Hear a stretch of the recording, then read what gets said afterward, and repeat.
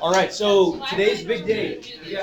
Listen, we have lots. I'm gonna cover lots of pretty important stuff, and I'm telling you, you just have to really tune into this, or you won't get it, and you'll be out of luck. There are two new assignments you probably saw. One of them is, they're both about solving polynomial equations. The first one, I think it has 10 or 12 problems, very short. They're not hard. I gave you some relatively simple to medium level problems of all three types. Solving polynomial equations of using all the three strategies, right? So, say it again. The second of the two I gave you has literally like 4 or 5 problems on it. That's it. But they're going to be a little bit more advanced. Like this is one from the second assignment. It's a little bit more advanced. There's a little more to this one. Okay, so in all those cases, though, when we're solving polynomial equations, now, what's our strategy? What are we going to do to start the ball rolling? Get everything on one side. Very good. So let's push everything to the left, how about? So we end up with, what, negative 2x to the fifth minus 2x cubed plus 60x equals 0. Okay, good. Now what? Tiny x. Take out an x. Okay, good. We always want to see if we can factor out a greatest common factor, right? In this case, we can. Now, what am I going to factor out? 2x. Okay, anyone want to? Negative 2x. Okay, good. Now, there's a rule that goes with that you may or may not remember talking about, but it's always a good idea when you factor out a greatest common factor from a polynomial like this. You always want to include the sign of the leading coefficient. So if this had been a positive, we would factor out a positive amount. If it's negative, we're going to factor out a negative factor, right? So we're going to take out a negative 2x, leaving us with what? X to the fourth. Plus x squared. Good, and that's all equal to 0, okay? So we're getting there, right? Our goal now is just to break this apart into factors that are small enough that we could apply the zero product property, set the factors equal to 0, and get our solutions, which means the factors need to be quadratic or smaller. If I can get a quadratic factor when I set it equal to 0, I can always solve that with the quadratic formula. But anything bigger than quadratic, there is no silver bullet. I've got to keep on breaking it apart, right? So we've already got one factor taken care of. So what is the 0 associated with, or the solution associated with this factor going to be? It's going to be 0, isn't it? When I set this one equal to 0 and solve, I'm just going to get x equals 0. So we know that's going to be one of our real solutions, is x equals 0, right? There are potentially how many more, though? 4, yeah, because this is a 4th degree polynomial. It could have 4 real solutions. It may not have any, but it could have up to 4. So we've got to try to find those. So now we've got to work on this other factor. How many terms does it have? 3. So that leads us to which strategy? The one where the middle one was Well, I mean, maybe, possibly, but not guaranteed. What do we do? Let's review this real quick. What our strategies are for factoring polynomials, because we got to factor this further, right? If I have a polynomial with 2 terms, those are the first ones we talked about, sum and difference formulas, right? Those are either, sum of cubes, difference of squares kind of stuff, right?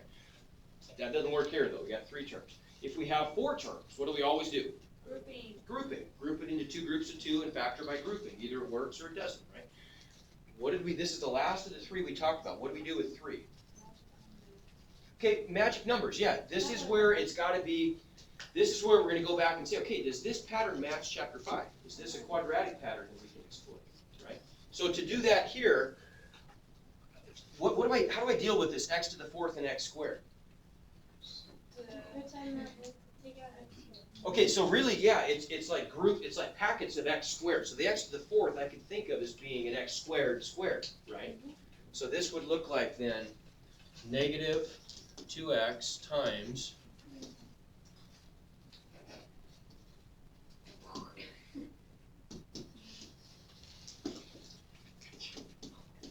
x squared plus x squared to the 1 minus 30. Now that's quadratic, isn't it? It's a times something squared plus b times something plus c. What's a? X squared. Well, no, 1. 1. Right? The coefficient of whatever's being squared is 1. What's b? 1. What's c? Negative 30. So I have the option here. I have the option at this point of just applying the quadratic formula. I could, right? I could just say a is 1, b is 1, c is negative 30. Instead of x equals, I'd have to say x squared equals, and I could solve for x squared by using the quadratic formula, right? I don't need to here though, because this factors, right? Yeah. Yes. What are the magic numbers that apply here? 6 and negative 5. 6 and negative 5, good. Okay, so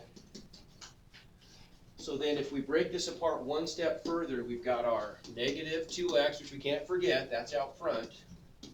This is going to split into an x squared and an x squared, right? And my magic numbers are plus 6 minus 5. Okay, that's good. That's as far as we have to go. We've broken this thing apart by factoring into pieces that are all either quadratic or smaller. But what happened to x squared squared? Yeah. Well, here's what we did. We in chapter 5, this problem would have looked like this. Instead of those being x squareds, it just would have been x squared plus x minus 30, which you would have told me factors into x plus 6 times x minus 5. Oh, I get, yeah. Okay, but this is different. These are x squareds instead of x's, but it fits the same pattern. It's still a quadratic pattern. So the x, I don't know.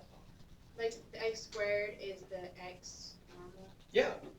Yeah, because really all we're doing is we're just exploiting a quadratic pattern. This is really, in chapter 5, we just said 1 times something squared plus 1 times something minus 30, 1 times something to the 1 minus 30, factors into something plus 6 times something minus 5. Well, the something is an x, right? Oh yeah. Okay, here it's the same deal. Distributed property. Something times 1 times something squared plus 1 plus something, 1 times something to the 1 minus 30. It breaks apart, but now the something is an x squared. Yes. Okay? Because of the distributed property. Right. Yeah, factoring is just the opposite of distributing, yeah. Okay, so now we could go a little further with this though. And we could actually get our zeros. Now the nice thing about this is solving polynomial equations is easier than completely factoring because we can bail out of the process as soon as we get to a point where we can get solutions, right? We don't have to go any further with this. So what are we going to get for our, you already told me. 0. 0. There's one real solution. What about this guy? Minus 6 and minus 3. Plus or minus square root of negative 6. So what's that mean? No. Aha. Okay, good. So if I apply the zero product property, if I set this factor equal to 0 and solve, I'm going to get the result x squared equals negative 6. And so those are not going to give us real solutions. We can discard them. So we can just say no real solution. Well, from that part, yeah, from that part. We did not, this factor yielded no real solutions. It yielded imaginary solutions. Now, if we wanted imaginary solutions, we could get them. It'd just be plus or minus square root of 6 times I, right? But we didn't ask for that. We asked for real solutions, so we don't even have to bother with those. What about this one? Plus or minus square root of 5. Yeah. If I set this equal to 0 and solve, would everybody agree I'm just going to get x equals plus or minus square root of 5? Yeah. So I got 3 real solutions only. Okay? And I would just enter those separated by a comma, any order. There's only There's only two. Plus or minus. Say it again. Is there only two? No. Real solution. What's that? Plus or minus. Plus or minus square root of 5. Oh, That's because two. there's three. There's two. 3. Okay. Okay, and then we got 2 imaginary solutions. Okay? Yes? So does every polynomial to the 4th degree have 4 solutions, just not only 4? Yes. Yes. So this is a 5th degree polynomial. What this means is that this polynomial is guaranteed to have 5 total complex solutions. The imaginary ones have to come in conjugate pairs. So they have to come in. So either, I know that either 5 are real and 0 are imaginary, or 3 are real and 2 are imaginary, or 1 is real and 4 are imaginary. I have to have at least one real solution though, don't I? Yeah. Because it's an odd, We it's only an odd got degree. 4, or even all together. Say it again? We only got 4. I don't No, know. you didn't. No, you didn't. You got plus or minus square root of 6i. Okay? And we'll talk a lot more about that. That's the fundamental theorem of algebra. We'll talk more about that later in the chapter. We'll get into more detail. Yes? So how would you enter that on Moodle? Okay, so how would you enter that in Moodle? Good idea. Good question. So we could enter that as, for example, 0, square root of 5, negative square root of 5, any order. Makes no difference. And that's just a comment? Yep, with comments. These questions are, at the risk of sounding modest, I'll tell you, these questions are awesome. They give you really good feedback. I worked really hard on these, and they give you good, so like, for example, if I put down those 3 solutions, and let's say I only put down those 2, it would tell you the 2 solutions you entered are correct, but at least one other solution exists, one other real solution exists. If you put in those 2 and you put another one, say you put in like -1 also, it would tell you that 3 of your solutions, it won't tell you which ones. 3 of your solutions are correct, but the rest of them are not. So you'd know, it gives you pretty good feedback that I think will help you kind of get through the assignment more quickly, but still learn what you need to know. Can you not put, like, use the plus or minus symbol? No, you can't. You have to enter them all, and it tells you gotta enter them all separately with Why can't we just do the plus or minus symbol? It's just complicated. It's just a programming thing. You just can't. Just won't recognize that. Yeah. Could you do one of the factoring columns, saying like the x to the third? Sure. Well, you know what? We just did one. You want to do like a difference of Yeah. cubes or something? Yeah, we could do one of those. Okay, so for example, if we wanted to factor, let's factor this. What if we had, okay,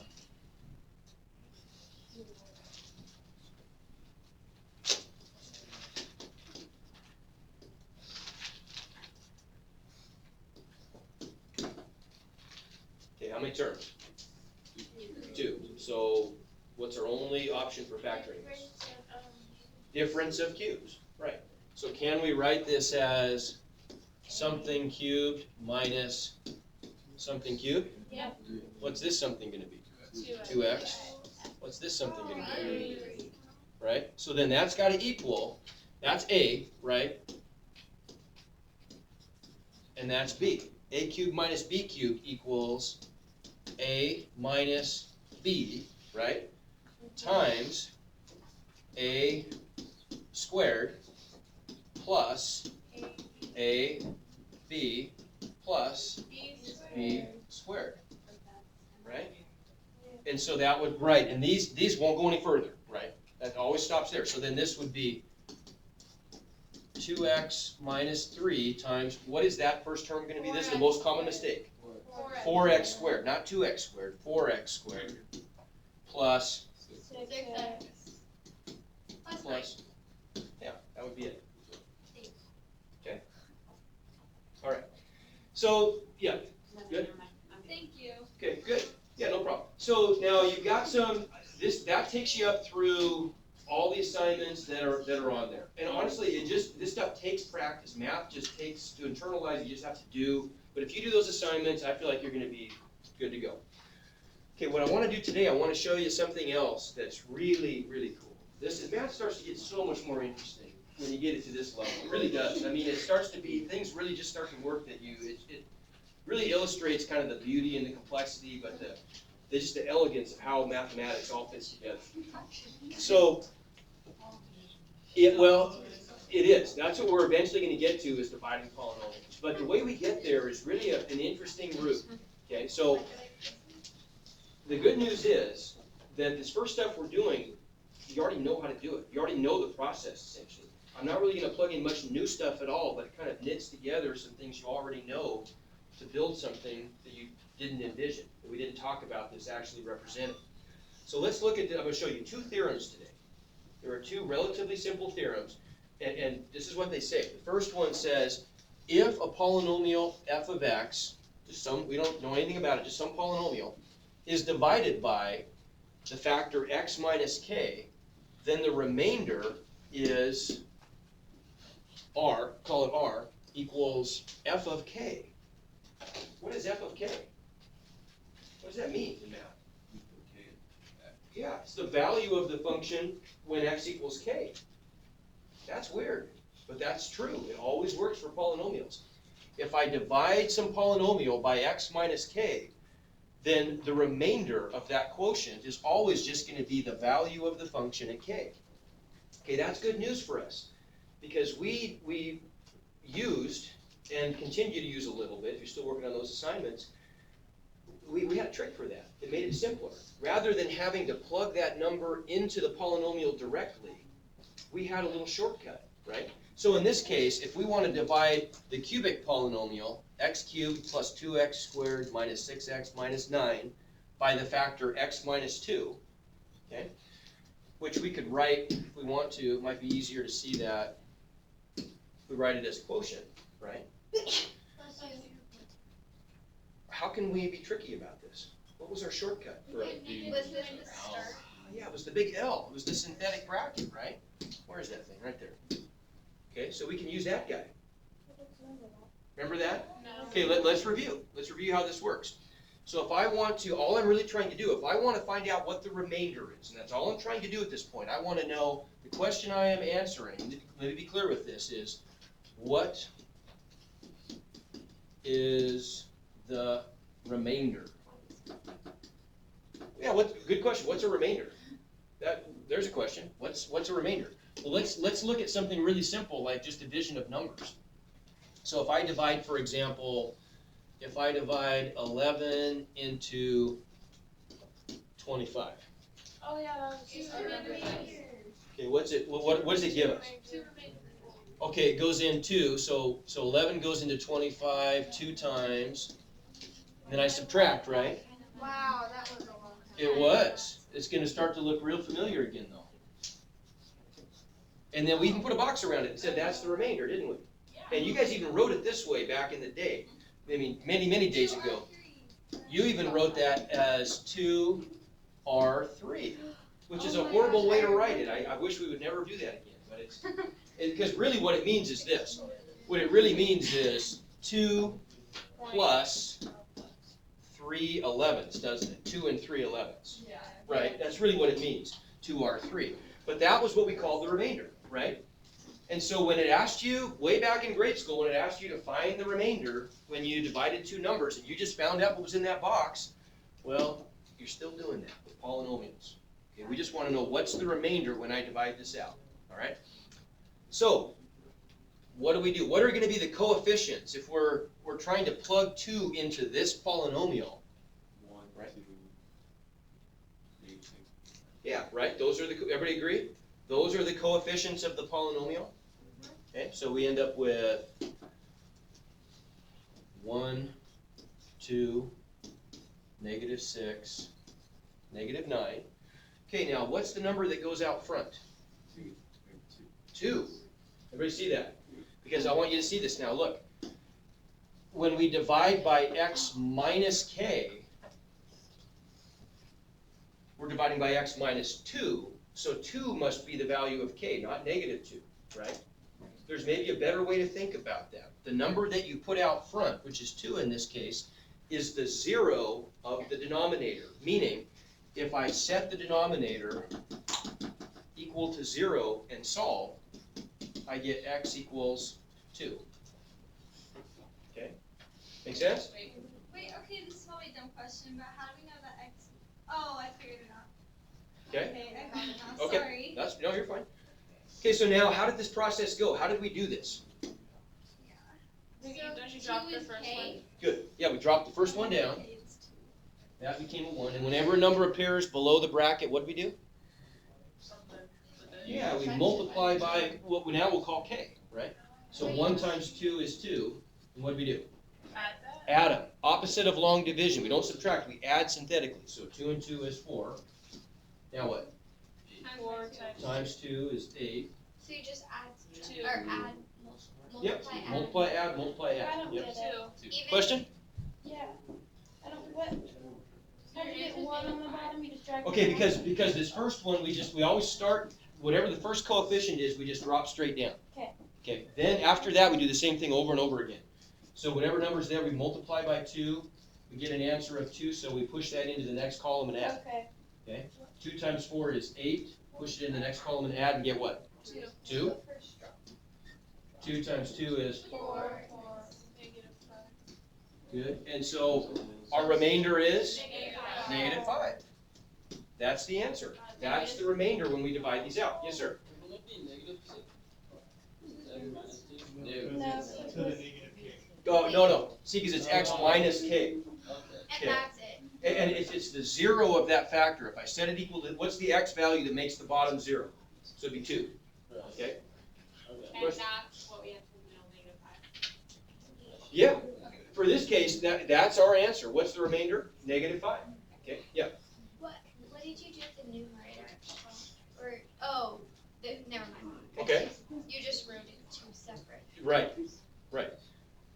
So now, this gives you a little hint that what we were doing before, this synthetic substitution stuff, that was just just happened to work out that it's substitution, but more importantly, it's synthetic division. Okay, let's look at another example. Get a little more practice with this. Okay, so same deal. Almost the same deal. I've got the same polynomial on the top, but I'm dividing by x plus 3 this time. Okay? All right, so we get... Okay, so this is equal to x cubed plus 2x squared minus 6x minus 9 divided by, we'll make this, we'll make this green, just so we can keep everything straight. Okay? Got it. So we'll go through the synthetic process. So I'll make my little synthetic division bracket. What are my coefficients? Same coefficients, right? So I just have 1, 2, -6, -9. It's -3. -3, good. So the number out front is -3 this time. Okay, if I bring down the 1, And then -3. oh, right, multiply? Okay. 3, and then add. -6. Add. Wait, Okay, where question? did you get the 3 from? Where?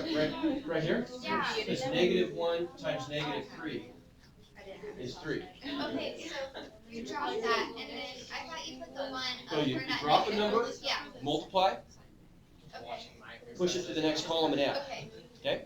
And then that number, you then, after you add it, I thought you just pushed it or one. So what number's gonna go there? 9. Wait. The remainder is 0. There is no remainder. Okay. Okay, one more time. Here's the synthetic process, right? Start here. We get a 1. So whenever a number appears here, the 1 we multiply by -3. 1 times -3 is -3. So that's the number we put in the next column. Add. 2 plus -3 is -1. Got a new number. -1 times -3 is +3, which goes to the next column, which I add.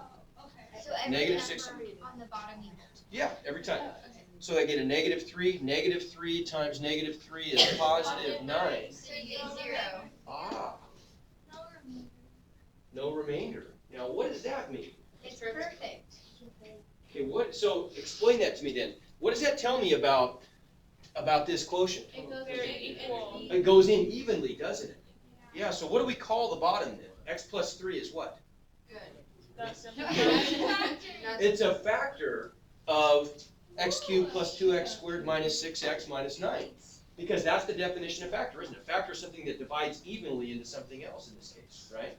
Let's look at another example. If we go back to our previous example that we did here, 11 is not a factor of 25.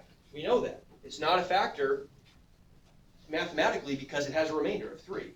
Okay, but if we did something instead, like what if we divided 11 into 33?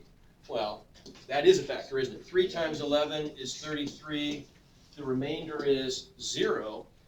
And so then we know that 33 divided by 11 equals 3, right? Another way of saying that, though. 33 divided by 11 equals 3. But I could also write that as 33 equals the product. 3 times 11. Okay, so we get really 2 for the price of 1 here. We found out that 11 is a factor of 33, but so is 3. It goes in evenly, right? Okay, interesting. All right, so So for answer, would we put 0 and -3 then? Or no, just 0? Well, -3 is an answer, you're right. -3 is, but we knew that. Actually, we already knew that because if this is, well, no, you're right. That's a good way to say it. Yep, you're right. It's a very good point. So I guess we hadn't said that yet. If -3 goes in, oh, I see what you're saying, is 0. No, 0's not. Wait. 0's not. Sorry. I see what you're saying. 0 is not an answer because that's just the remainder. Let's make sure we get that clear. X So, plus 3. so if I go back here, for example, my answers were not 11 and 0. They were 11 and 3, right, were the two factors, right? This is just the remainder. But I thought, like, for the last one, you said you put in whatever you get in the Okay, yes, that was the remainder part. That was our answer here because we wanted to know what the remainder Okay, is. so were you not wanting Oh, to I understand your question. So the remainder here is 0. You're right. Okay, Okay, but we're going to go further than that.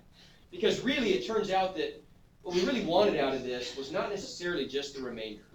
Now I get where, is everybody clear with this? Where that was kind of a, Yeah. went all over the place. Thanks, Karen. Yeah. Well, like, what do you put it in? So the remainder is 0, but more importantly, what that tells us is that x plus 3 is a factor, right? So we could write this then. We could write this as our purple polynomial, the cubic,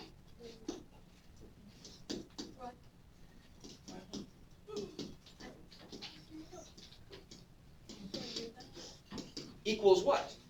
Well, we know that it equals x plus 3 times something, right?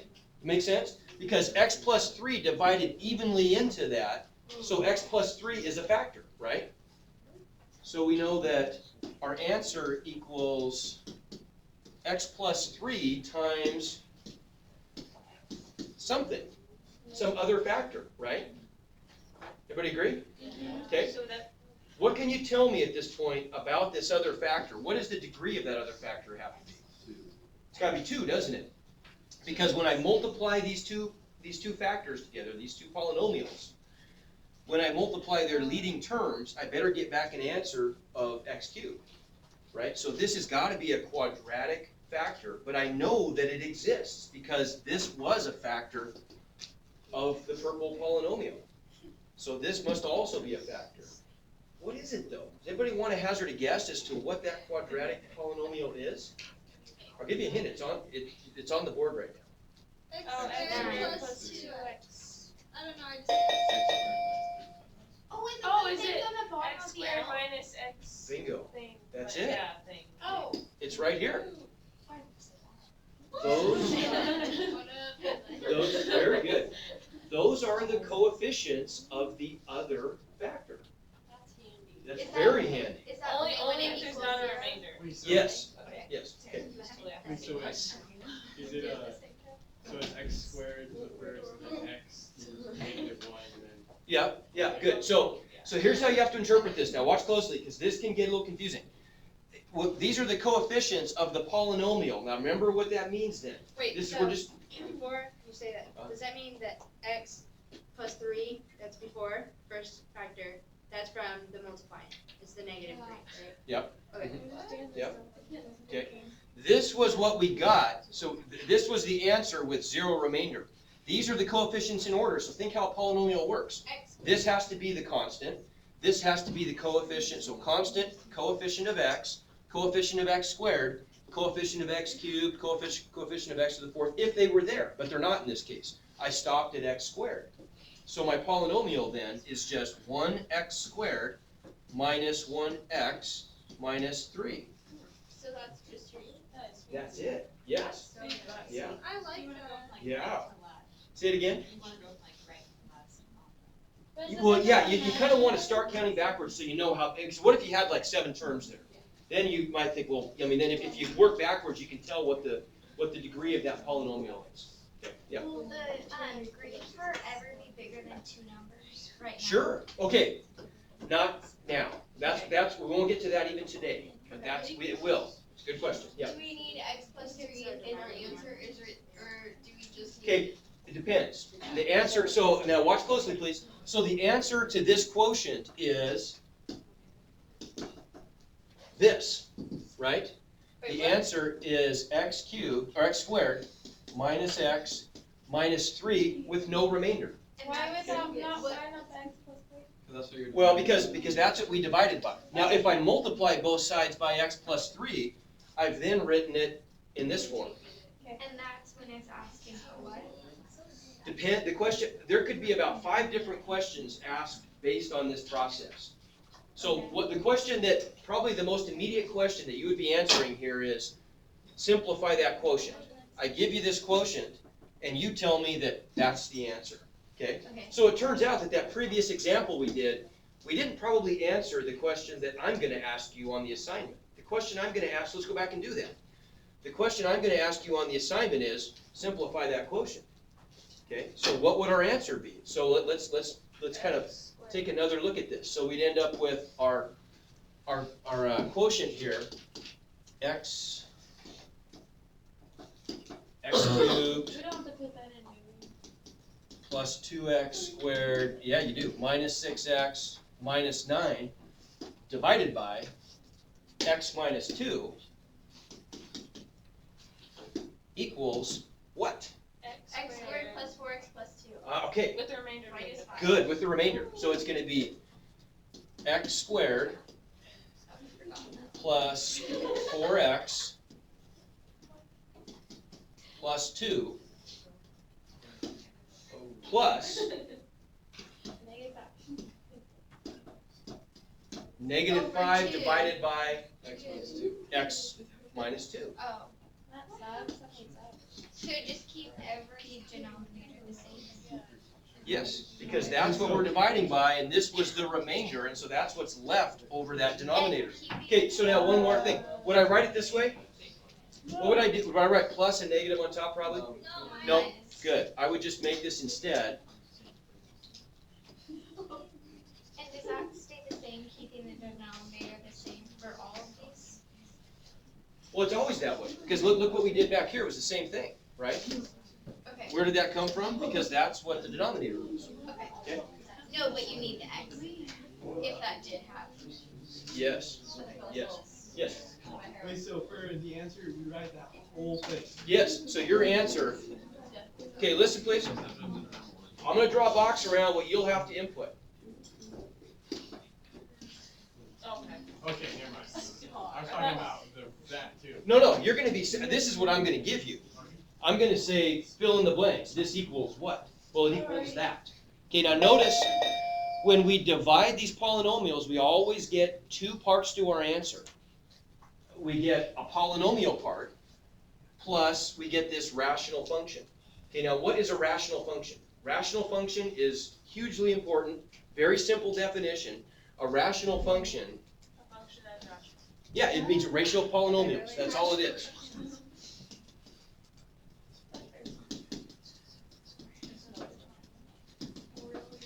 So R of x we would say is a rational function if it can be written as P of x divided by Q of x, where each of those are polynomials. Okay? Anytime I divide a polynomial by another polynomial, that is a rational function. Okay. So, so I'd be asking you to, so you see what we get here? We get a polynomial part and then we get a rational function part, unless we luck out and there's no remainder. And then we just end up with only a polynomial answer because it was a factor. Okay? Go back. So Make you sense? want it to Say it equal, again. can you go back real fast, please? To that one? Or down, you just want me to probably go down there? Polynomial, the rational function thing. Oh, the rational function thing, yeah, just Yeah. So you want it to Right there. equal 0. When you're Well, I doing mean, you don't really, They'll make it easy. maybe you're rooting for it to be 0, but you just want to get the answer. It may or may not be 0. Will it be easier if it's 0? Yeah. So you want it to be 0. Okay, so What? now I want to show you, now you got to really, okay, now here's where you got to really plug in. I want to show you something. This is something that is never ever taught in high school, but I'm going to teach it to you in high school No, anyway. what Yes. things? Is this part of our Why would you curriculum? teach it if it's not? Because I want you to be better than all those other slappies. They already are. Now, I'm not gonna make you do a lot of this, but this is something I frequently go back and ask myself, okay, based on this, is there anything that would have been really nice to know when I actually started doing this stuff in college? And this is something I always fall back on. This is something I wish I had seen because I had to figure this out for myself in college. And it's not, I mean, it's not hard to do, but I don't know, I feel like I would have been better off if I had seen this at least once in high school. So I'm gonna show it to you. And I might have you as a challenge, like do one of these. I wanna show you that you can use this synthetic division process even in situations where the bottom isn't so nice and neat. Like Okay, the 2x. so please focus here. At least you gotta at least fake it. Fake You can fake it, but you have to. So yeah, you got to exactly. You have to at least pretend like you're really loving this. Okay, so now this does not match the situations that we did previously. If we go back a couple pages here, see, look at our remainder theorem.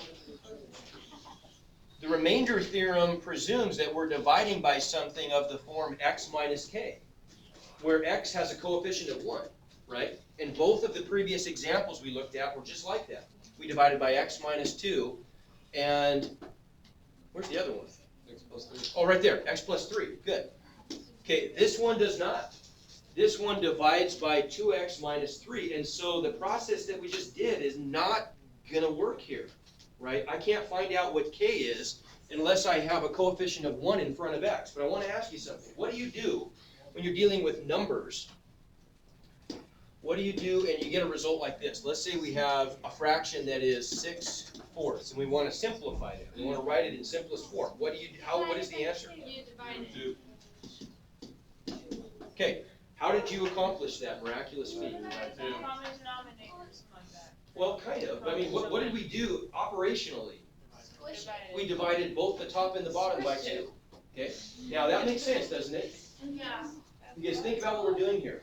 When we simplify a fraction, do we want to change the value, meaning, for example, the decimal value of the fraction? No, it's got to stay the same. All we want to do is trim down both the numerator and the denominator in a way that keeps the value the same. As long as we multiply or divide the whole numerator and the whole denominator by the same thing, we haven't changed anything, have we? We've essentially, in this case, I'm multiplying by 1/2 over 1/2, which is 1. I haven't changed anything, right? To get this result. Can we do something similar up here? Could you multiply the complex fraction? Well, on the bottom, I want to get something like x minus k. Do that one weird trick. Could Times by 2? Divide by 2. I need to divide the bottom by 2, therefore I have to divide the top by 2 also, right? Did everybody see that? But then what did you get fractions? I am. But fractions are not evil. They're just numbers. Okay, so bear with me, please. So what do we get on the bottom then? If I divide each term, the whole thing, and therefore each term by 2, I get x. Minus 3/2. Okay, what about the top? X squared, x cubed. Plus 3/2 x. Minus 5/2 x. More fraction. How is that easier? Watch. Yeah. Watch. Okay. Now times it by 2. Now this fits the pattern that we just did, and so I can do my synthetic trick. Okay, so let's do the synthetic trick. So this synthetic trick is like terrifying now. No. So what's the value of k? 3/2. Positive 3/2, right? What are my coefficients? 1, All that. What? negative 5/2. 3/2. And we will be able to use our calculators on these. No. What? What? That wouldn't help anyways. You're right, it won't help anyways. No, because you can do all the math on your calculator. Well, you can use a I calculator. know how to do it. Okay, so let's do the synthetic part. If I drop the first number down, 1 times 3/2 is 3/2. Add those up, 3/2. which is 3. 3 Ha, beat you all. times 3/2 is what? 9/2. That's when you need your calculator. So negative 5/2 plus 9/2, which is 2. Well, these are nice and even. 2 times 3/2. 3. Do you So think my those on the remainder book? is 0. Yay. Wow. Do you do all these columns? I made this up. Just made this up. Square 3x plus 2. Okay, so Now, hang on, we're not done. Focus. So what does this tell us now? This is not giving us the answer to this one. It's giving us the answer to this one, Which means we right? have to multiply it by 2. Aha. So now let's take, here, I'm just gonna cut and paste. I'll save myself a little work here. Let's just do this. Wow. 15 times. Yeah, I'm like.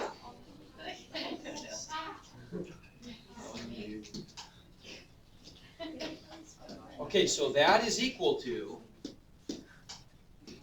what? X squared plus 3x. Ah, okay, good. That equals x squared plus 3x plus 2, right? Yep. Everybody Times agree? 2. Okay. So if I want to write this as a product of, well, I mean, I could just multiply top and bottom each by 2, couldn't I, and get back to that original answer, right? Everybody see that? That's one kind of short way out of Wouldn't this. you just times the blue part by 2? No. Blue part is my answer. But if I multiply the top and the bottom each by 2, aren't I just going to get back to the original form, right? Okay, but there's something else that comes out of this that's also kind of nice. Let's say that we wanted to do something additional. We didn't just want the quotient. Let's say that our whole goal here was we wanted to see if we could factor that polynomial. So we're checking to see if the 2x plus or minus 3 is a factor of the numerator. And it was. Okay, it was. So now what? Yes, Okay. yes. So if I multiply top and bottom by this factor on the bottom, right? I'm just going to multiply each side through by x minus 3 halves to cancel that off the bottom of the left side. Don't I just get x cubed plus 3 halves x squared minus 5 halves x minus 3 equals, so over here I'm going to get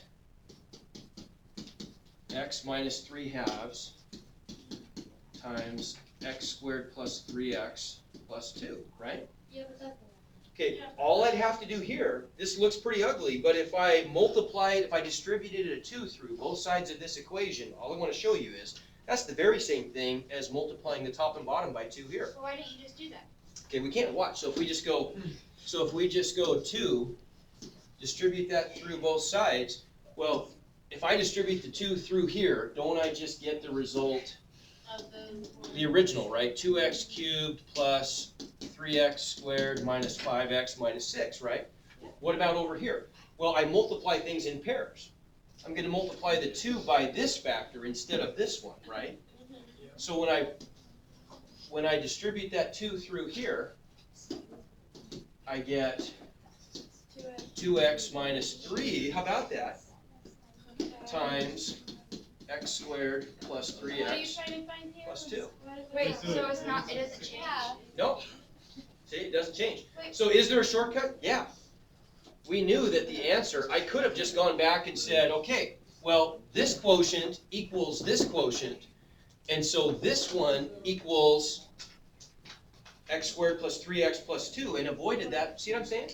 Isn't that cool? Okay, so, okay, let me say that a different way.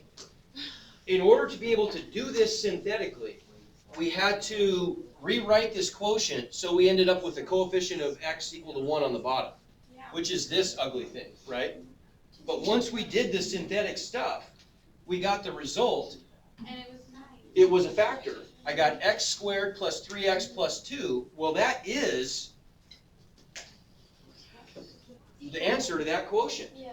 So I don't even really, once I get my answer, I don't even need that thing, Yeah. right? So the numbers at the top, are those numbers Okay. pointless? Like you don't know what you're talking Ow. No. So like, okay. Not in this case. Okay, now, honestly, it's not crucial that everybody got that 100%. I think some people did. If you didn't, you can go back and think about it if you want to, but trust me, having seen that is actually pretty I helpful. feel like what's this the stuff's answer? easier than some of like the other stuff. It It I was, think it is too. The x squared plus 3x plus 2? Okay, shh, I have a question. Is this lesson gonna be? Is it gonna be on this stuff? Yeah. Yeah. Okay, so now let's go back a second here though. Let's go back to this page.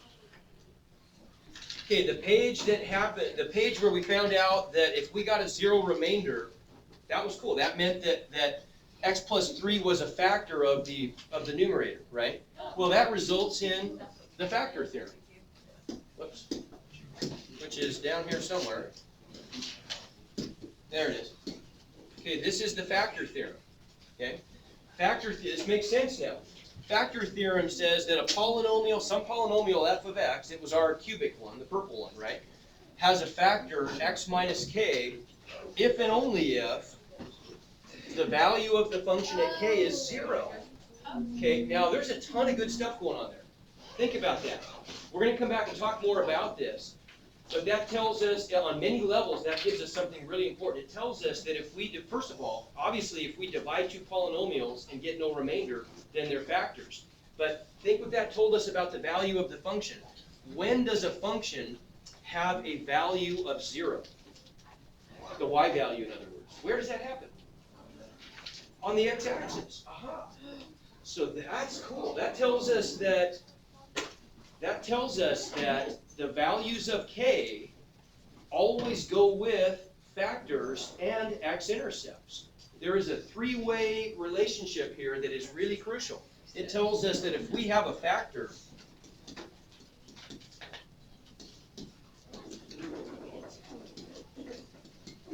it tells us some important stuff. It tells us that if that's a factor, it tells us that k is a 0 of the function. F of k has to equal 0. So k is a 0. That's the meaning of a 0 in math, is a value that makes the function equal to 0. But we can also link that to the fact that the point k0 is an x-intercept, right? Okay, we'll finish this up tomorrow.